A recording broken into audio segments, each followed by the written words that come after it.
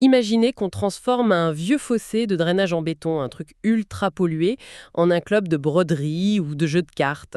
Ouais, présenté comme ça a l'air complètement absurde. Totalement absurde. Ça ressemble à une énorme erreur de zonage urbain. Mais en fait, c'est carrément la pointe de l'innovation en matière de gestion de l'eau. C'est clair que le lien entre restaurer une rivière et taper le carton le mercredi après-midi, bon, c'est pas super évident au premier coup d'œil. Bah non, et pourtant c'est tout l'enjeu de cette bascule fascinante qu'on va explorer aujourd'hui. Bienvenue dans notre nouvelle plongée au cœur de l'information. Merci, je suis ravi d'être là pour décortiquer ça avec toi. C'est vrai que le matériel du jour est passionnant. Carrément passionnant. On s'appuie sur une démarche très spécifique de l'agence de l'eau Rhône-Méditerranée-Corse qui a été documentée via la chaîne Sauvons l'eau. Voilà, ils ont lancé un programme expérimental sur 10 sites. Un programme judicieusement intitulé Eau et Société. Exactement. Et le but aujourd'hui, c'est d'oublier tout ce qu'on pensait savoir sur les gros tuyaux, le béton, les stations d'épuration. On va voir comment le simple fait de repenser un cours d'eau peut littéralement recréer le tissu social d'une ville entière. Parce que le constat de départ de cette agence, il est assez brutal en fait. Ah oui, C'est-à-dire, Sam. face aux urgences climatiques actuelles, l'ingénierie technique pure, elle a atteint un plafond de verre. D'accord. Assainir l'eau, réduire la pollution, c'est indispensable sur le papier bien sûr. Mais sur le terrain, si on n'intègre pas la complexité humaine, ces beaux projets techniques se fracassent contre la réalité sociale. C'est quand même fou de se dire qu'on a passé les 50 dernières années à enterrer des rivières dans d'immenses tubes en béton. Pour d'eau, c'était perçu un peu comme réparer le moteur d'une voiture, quoi. Une affaire de mécanicien. Voilà. Réservé aux seuls techniciens et ingénieurs en hydrologie. On fermait le capot, on appliquait des formules de mécanique des fluides, et on ne demandait surtout pas l'avis des passagers. C'est le fameux fonctionnement en vase clos, quoi. Un technicien faisait son étude de débit et puis présentait un plan technique à des élus. Des élus qui, j'imagine, maîtrisaient pas toujours le sujet. Exactement, ils saisissaient pas toujours la profondeur des enjeux écologiques. Et la décision tombait, ultra verticale et incontestable. Mais là, l'approche change radicalement. Gérer l'eau, aujourd'hui, d'après les retours de ces 10 sites expérimentaux, ça ressemble plutôt à l'organisation d'un énorme road trip. Un road trip avec 30 personnes qui ont toutes des envies différentes, ouais. C'est ça. Faut mettre autour de la table l'urbaniste qui trace la route, le paysagiste et surtout les citoyens qui connaissent les lieux. Sauf que intégrer tout ce beau monde, ça demande de passer d'un objectif très strict de qualité de l'eau à un objectif beaucoup plus vaste de ce qu'ils appellent l'utilité sociale. Et cette utilité sociale, c'est pas juste un élément de langage pour faire joli dans une brochure. Ah non, pas du tout. Ça vise 3 choses très concrètes. Premièrement, révéler des enjeux locaux. Quand on commence à parler d'une rivière avec les gens, on finit souvent par parler de sécurité, de logement, de mobilité. Ah ouais, ça déborde sur tout le reste en fait. Carrément. Deuxièmement, ça permet d'ancrer le projet sur plusieurs générations. Et troisièmement, briser l'opposition classique entre l'intérêt général et l'intérêt privé. On sort le syndicat de rivière de sa bulle technique, quoi. Voilà. On fait appel aux méthodes de l'économie sociale et solidaire pour dialoguer avec les acteurs du tourisme, du sport ou les riverains, tout simplement. Moi, ce qui m'a frappé, je suis curieuse d'avoir ton avis, c'est de voir comment cette théorie se heurte à la réalité d'une jungle béton. Ah oui, les milieux urbains. Prenons la ville de Lodève, dans l'Hérault. Les rivières de la Lergue et de la Soulondre traversent la commune, mais elles étaient devenues de véritables angles morts. Des zones complètement ignorées, voire des dépotoirs. C'est ça, il y avait même d'énormes canalisations d'assainissement, tu sais, ces gros tuyaux gris bien étanches qui coupaient le lit de la rivière en deux. Les gens tournaient littéralement le dos à l'eau. C'est le résultat direct de cette ancienne vision hygiéniste dont on parlait. L'eau en ville, c'était vu uniquement comme un vecteur de maladie ou un gros risque d'inondation. Donc fallait la contraindre et l'évacuer super vite. Voilà. Et à l'Odève, l'innovation, ça n'a pas été de simplement retirer ces canalisations polluantes. Ils ont profité de ce nettoyage obligatoire pour repenser tout l'espace. En ouvrant le dialogue. C'est ça. Ils ont créé des passerelles, des cheminements doux pour les piétons. Ça a reconnecté des quartiers entiers qui s'ignoraient complètement avant. Et il y a le cas incroyable de la parcelle d'Étienne, tu te souviens? Ah oui, cette histoire est géniale. La mairie qui rachète ce grand bout de terrain en friche au bord de la Lergue. L'approche classique, ça aurait été d'y couler une grosse dalle de béton pour faire un parking, non? Ou d'imposer un parc municipal hyper standardisé avec des clôtures partout. Mais au lieu de ça, ils décident de ne rien figer. Ils laissent l'espace ouvert. Et là, des jardins partagés s'installent spontanément. Une association qui s'appelle l'Œuvre d'eau s'en empare même et y organise aujourd'hui des fêtes annuelles avec les habitants. C'est fou. C'est la requalification complète d'un espace. Techniquement, le pari est gagné vu que la qualité de l'eau s'est améliorée de façon spectaculaire.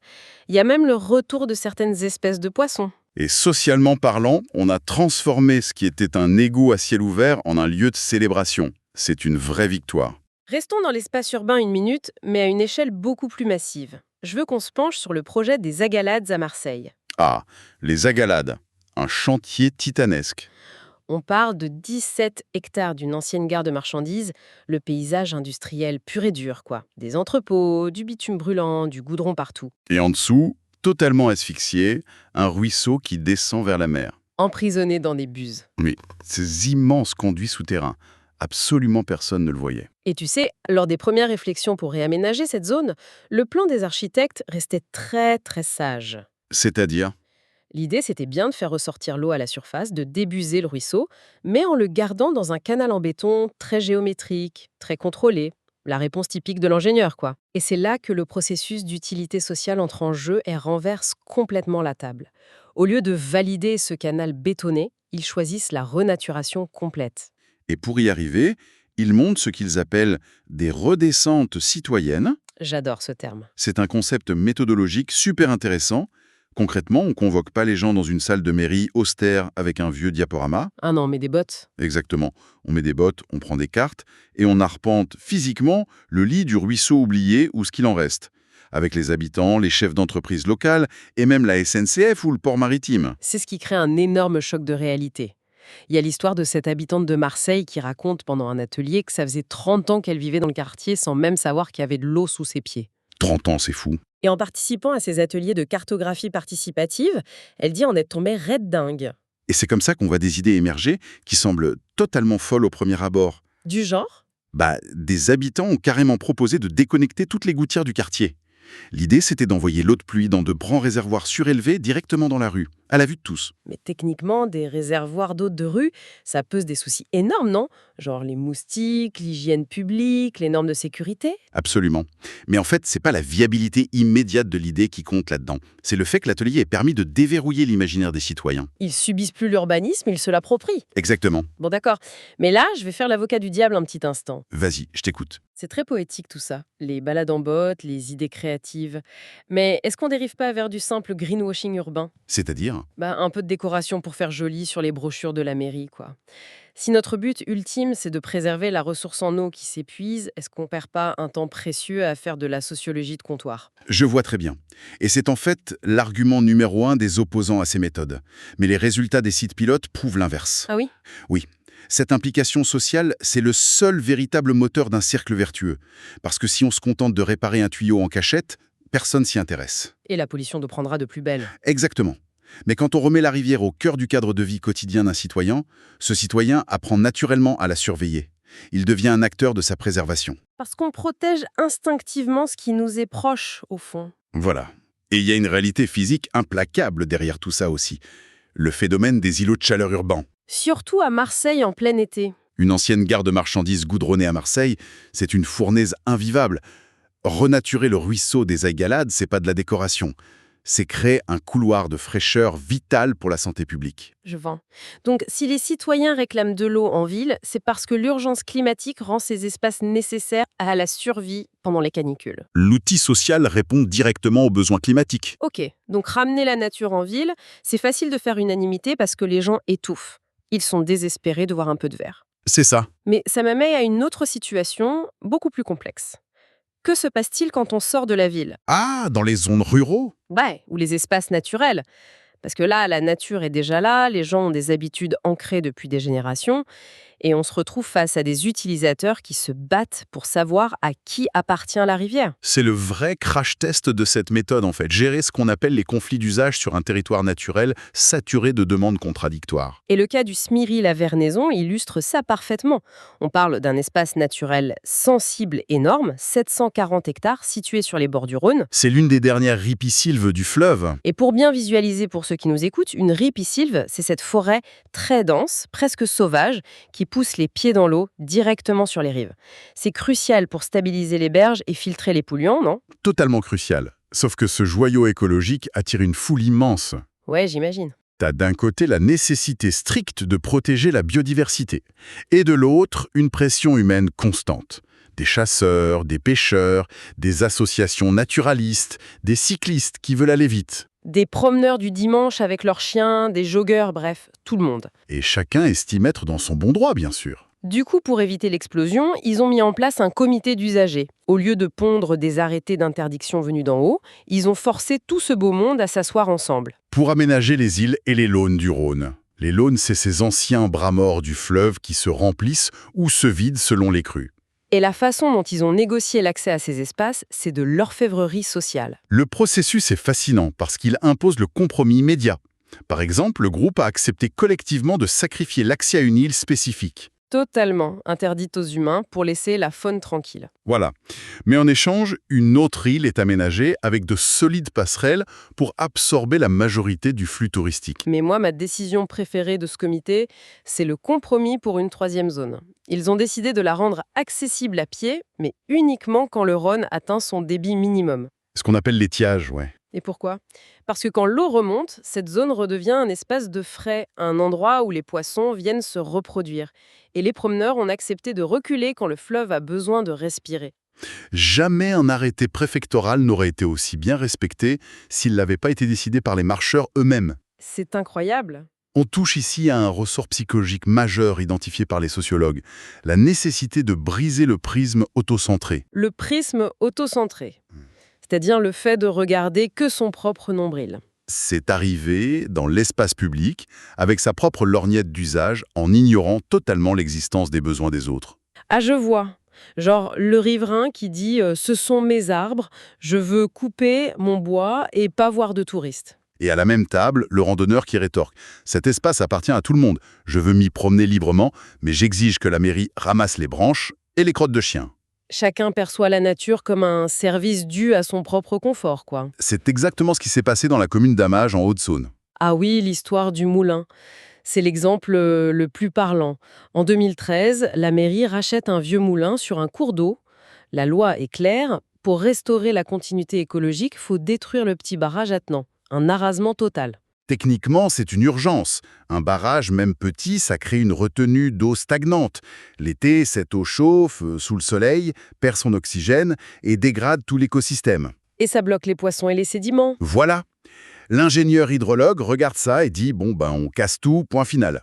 Sauf que pour les habitants d'Hamage, ce barrage, c'est pas un obstacle écologique, c'est leur patrimoine, c'est le plan d'eau de leur enfance, là où on amène les petits-enfants pêcher. Détruire le barrage, pour eux, c'était effacer la mémoire du village.